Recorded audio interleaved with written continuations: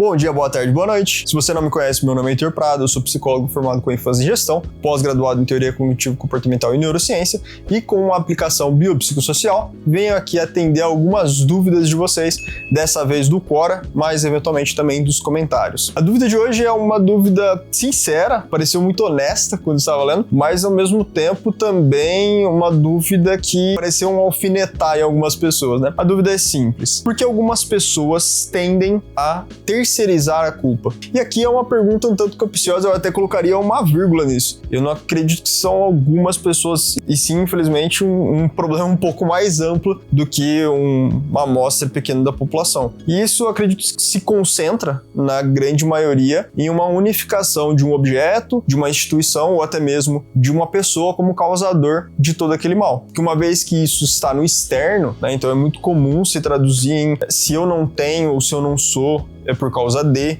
ou por causa daquilo, por causa deste indivíduo, dessa pessoa, dessa instituição, e até mesmo se tal pessoa tem, se tal pessoa pode, se tal pessoa é derivado de uma situação exterior a ela necessariamente. É claro que a gente não está falando aqui de casos isolados, não é uma tese de sociologia que eu estou querendo passar aqui para vocês. Entendo que, ainda mais com uma abordagem biopsicossocial, existem diversos fatores que acabam afetando. Agora, a questão, eu acredito que volta justamente para esse ponto. Quando é analisado somente um ponto fatorial, como um ponto externo a essa pessoa, como um total de ação. Então, ou seja, o meu meio, as pessoas que estão ao meu redor, o que define as minhas possibilidades não é intangível a mim, somente ao meu exterior. Só se estou na situação que estou é por causa de outras pessoas, é por causa de um outro contexto, e não necessariamente pelas minhas escolhas. Isso tem muito a ver com a fuga do protagonismo. Então, por mais que você tenha uma situação extremamente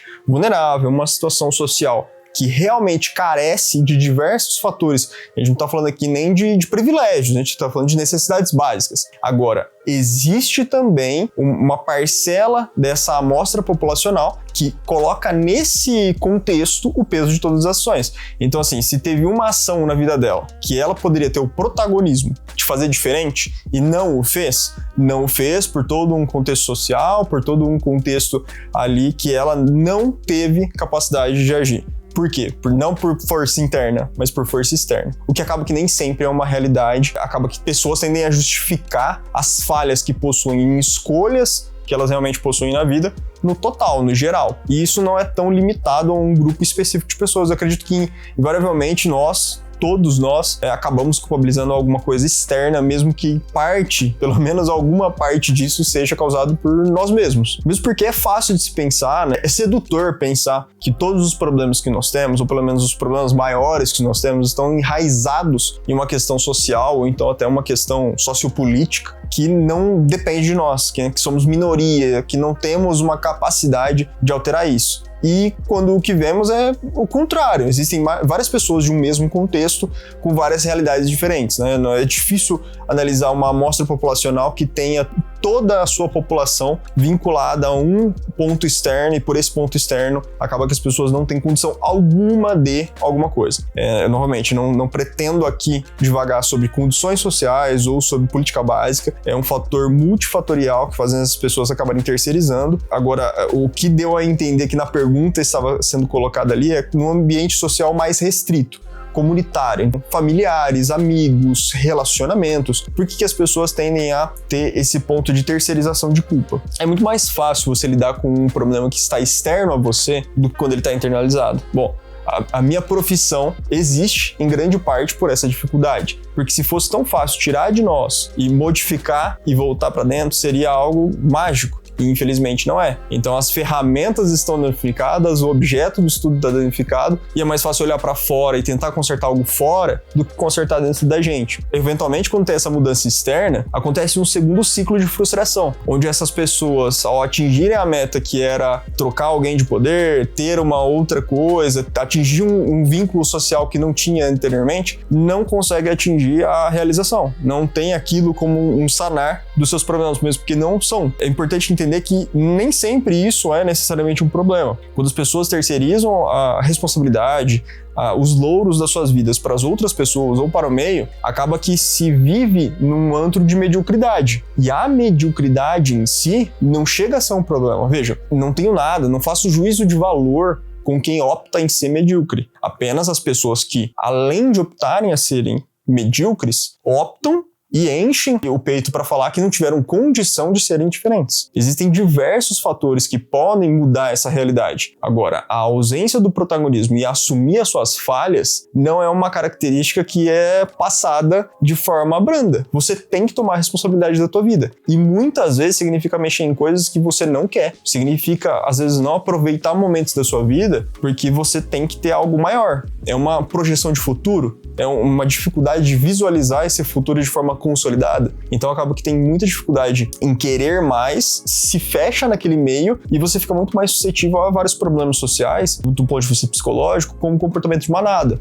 Então, por que fiz algo? Por que comprei algo? Por que quero algo? Por que acho que algo é bonito ou não? Porque eu estou seguindo o que é direcionado. E hoje, quando a gente analisa um molde das redes sociais, e assim, acho que tá até um pouco datado falar dessa forma de redes sociais, eu acredito que isso hoje é tão abrangente, né? Nós conseguimos ter propaganda em tantos níveis. Acaba que a gente, às vezes, esse vídeo chegou até você por simples vender a mais. Então, eu não tô te vendendo nada, mas eventualmente o algoritmo vai colocar uma propaganda antes, que tem vinculação com o que você está procurando e pronto. Você acabou no meu vídeo, você está assistindo aqui, tá uma propaganda do lado que não tem nada a ver, essencialmente, mas tem algo que te toca, tem algo que tá ali. E é cada vez mais difícil sair desse aglomerado.